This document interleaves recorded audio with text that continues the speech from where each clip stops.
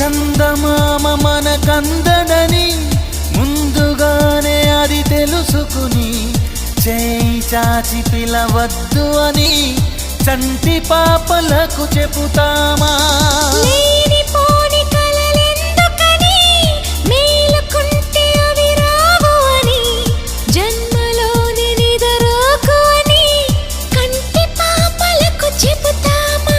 కలలన్నవి కలలని నమ్మనని అవి కలవని పిలవకు కలవమని మది నీటుతున్న మధురానుభూతి మననడిగి చేరుతుందా?